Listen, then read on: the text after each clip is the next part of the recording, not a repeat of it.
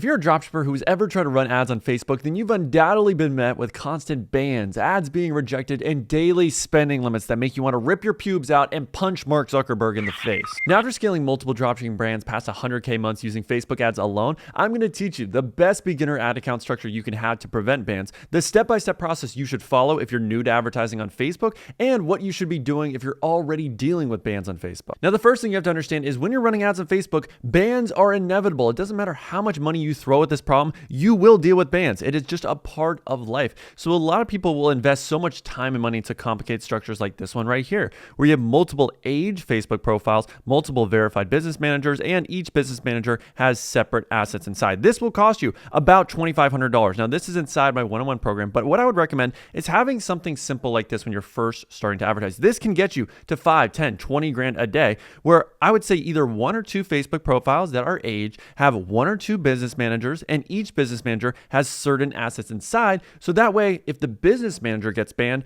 well, we still have access to all of our pages and pixels on the other business manager. The only thing I could add to this image is yes, having another Facebook profile, because let's say, for instance, your Facebook profile gets down, then every single asset inside is wiped away and you won't be able to access it. So having a backup that also is added to these business managers and ad accounts isn't the worst idea, just in case that Facebook profile does go down. So now that we know the structure, the actual most important part is actually properly warming up each asset so that you lower the risk of being banned. So the first thing is the Facebook profile. When it comes to this, I would highly recommend do not start running ads on a brand spanking new profile. Try to get an age profile, whether that's asking your friends, asking your family, your baby mama, your sugar daddy, your ex, whatever it is. Beg them on your knees if you have to get that age profile, because it's so much less likely to get banned compared to a new profile, which is a more risky user. If you just create a profile and start running ads, Facebook's going to think you're a bot and you're going to be dealing with bans forever. Because the biggest time mistake you can make as a beginner dropshipper is creating a new profile, getting banned. Creating a new profile, getting banned. It is an endless loop. So use an age Facebook profile, ask your friends and family. If they all died in a horrific car crash, or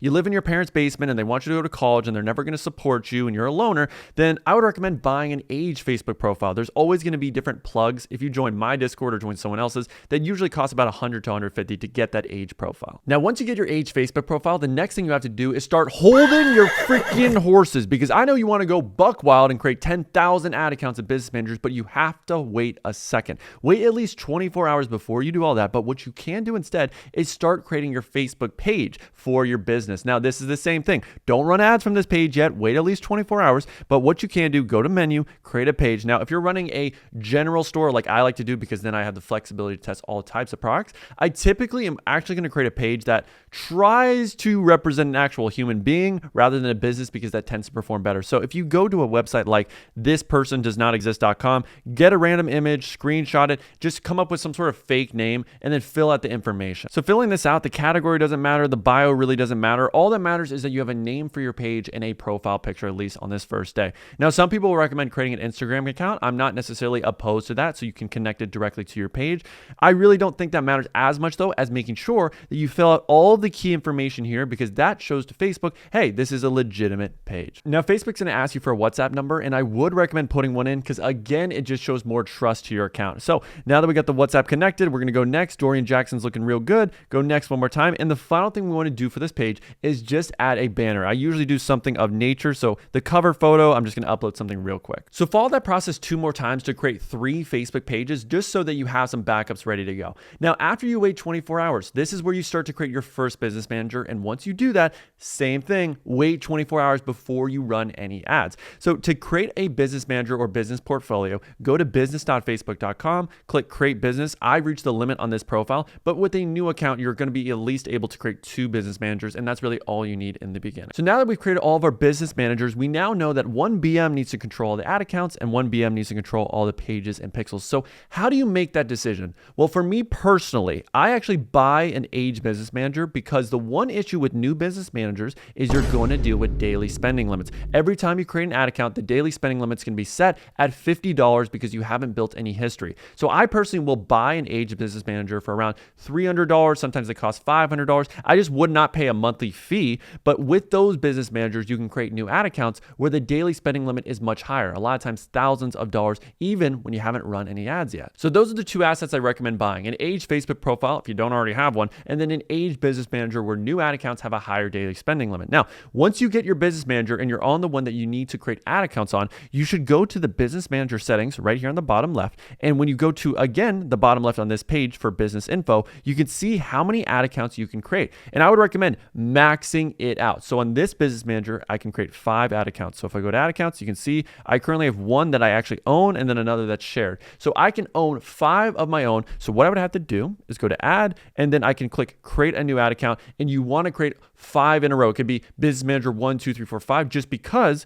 if one ad account goes down, you have 4 backups ready to go. And typically also when an ad account goes down, Facebook doesn't let you create new ad accounts. So do all of them on the first day. So just walking through this process, make sure you're choosing your currency, make sure you choose your time zone that's actually native to you. We're going to do my business, your request, all good to go. We are going to do create ad account. Super simple. Just do this 5 times if you have 5 ad accounts that you can max out. Sometimes new business managers let you create 10 ad accounts. So again, max it out. So now we have a payment method attached to this ad account. But for the other ones, what I would actually recommend instead is in your business manager, if you go to billing and payments, you can actually add the card there and make that your default business manager payment method. So that's what I personally prefer. Go to payment methods. This is where you'll be able to add your card. So I added myself as the finance editor. And if we add a business payment method, this is again where you're going to add your card. I highly would recommend getting a US card, even if you're international, just because it's more trusted by Facebook. You can get digital cards using services like Revolut or Wise,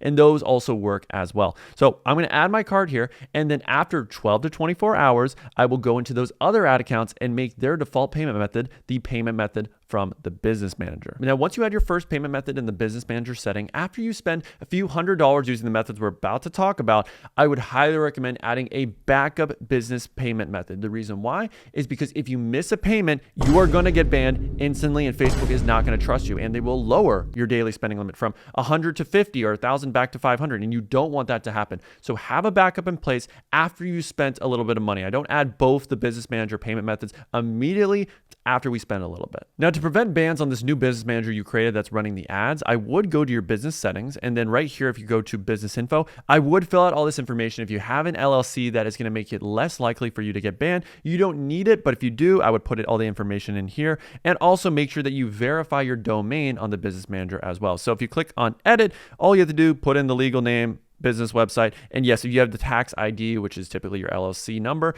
that is going to help a lot. So day 1, we create our Facebook profile and backup pages. Day 2 is where we create our multiple business managers and ad accounts. And day 3 is when we start to connect those pages, connect the pixels, and start running our first ads. This is where we warm up these pages and ad accounts strategically. So we now have our main business manager that hosts the ad accounts, but now we need to go to our other business manager we created. So I have this one right here instead. And this is where we're going to add all of our pages and assets and then share it to the main business manager. So how do we do that? Well, for instance, if you go to the pages section, you can go add, and then we're going to request access to the Facebook page we just created, which is the Dorian Jackson one. So we are going to do that. Click on next, review people, blah, blah, blah, blah, blah. I agree, and then claim this page. And right there, we got access, but sometimes it will send an email request. And if you check your email, then you'll be able to accept that request. So make sure you do that for all the Facebook pages you own. And then the next step is we are going to go to our data sources and go specifically to data sets. I know some people say data.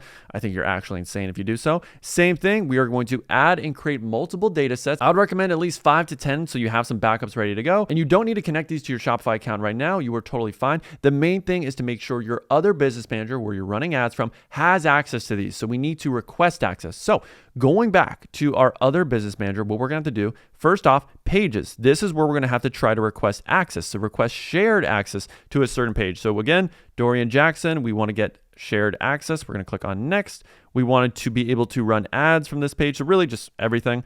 Confirm, and then this is where it's going to send that request. So now that we got access to the Facebook page, we need to share those data sets over. Now that's a little bit of a different process where what I would recommend is go to your business manager settings for the main business manager you're running ads from. And if you go to business info, what you want to do is copy over your business manager ID, just like this.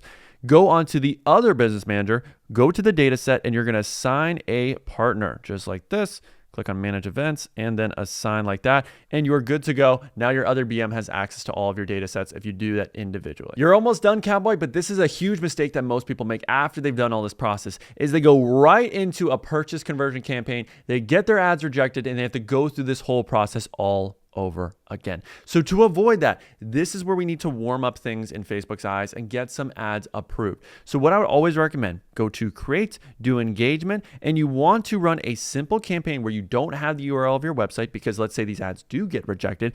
Guess what? Your URL is tied to that, and Facebook's going to make it impossible for you to run ads to that URL. It's going to blacklist it.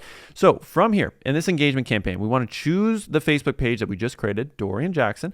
It is very, very simple. All this stuff, I really don't care about too much. Number of conversions, I don't care about. Daily budget, I'm going to set this at $1 a day. And then I will set it for midnight of the next day. Super simple. We're going to do 12 a.m. And then what you want to do is run images of puppies, of nature. I typically like to do a like this for world peace style image. And then when it comes to United States, all this stuff, I honestly just do worldwide. Simple as this. Worldwide, I get a ton of engagements. Facebook sees that I'm a good user, that people like my ads.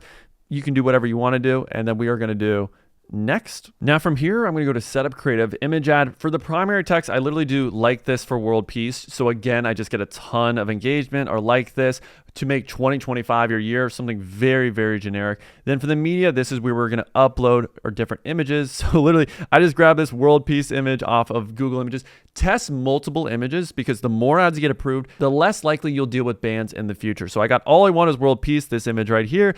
I'm going to duplicate this ad a few times just to do, let's say 3 ads, for instance, and then I'm going to let this spend for a few days. Now, once that campaign starts running, what I would recommend is on the second day of it, duplicate that ad set 1 or 2 more times so that you get more ads approved, you get more money being spent, and then again, the likelihood of you being banned is dramatically lower. Now, that is the full real warm-up process I follow. I do that for a few days, and then you can start running your actual product test. And again, I would take it lightly. I would spend $50 to $60 a day. I wouldn't go too crazy with those first product tests, but this is the exact process you need to follow to minimize your chances of being banned. Now, what should we do to minimize our chances of dealing with ad rejections and bans when we're already running ads? Well, first off, the number one reason typically I've been noticing lately that ads get rejected is when you call out your sale. When you say something is 40% off, ending soon, New Year's sales, doing these fake urgency tactics. So in a lot of my ads nowadays, when I'm dealing with a lot of ad rejections, I am not talking about my offer at all. It won't be in the ad copy. It won't be in the creative itself,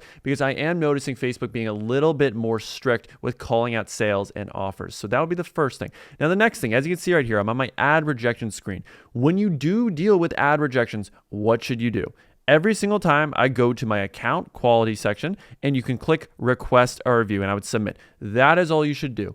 But when you're in your ad account and you see this rejection, I typically will click on that ad and just delete it. Now, finally, what should you do when your ad account gets banned or your business manager? Now, typically the first time your ad account gets banned is just so they can do an ID check on you. Now, I actually have this business manager fully banned, but if I request a review, you can see they want me to upload an image. So this is actually the most common thing that'll happen. So just get a picture typically of a passport, and you're much more likely to get less bans in the future compared to if you do a driver's license. But obviously, if you only have a driver's license, upload that instead. And then for ad account rejections, it's pretty much the same process. So I send this script after I request my appeal, because you'll have an inbox with Facebook. And if you want access to this, comment appeal, I'll send it to you so you can copy and paste it every single time. And this is going to give you the best chance of getting your ad account back. Now, this process usually takes 24 to 48 hours for Facebook to get back to you. If it's longer than that and you don't hear anything, usually that means the account is cooked and then you just got to go to your backups at that point. But as a follow-up, what you can do is try to talk to Business Life Support to expedite the process of that appeal. I hope you guys enjoyed this video. Make sure to leave a like and comment down below if you did, and watch this video next if you want to learn how I create my winning image ads that help me scale to over 100 grand a month.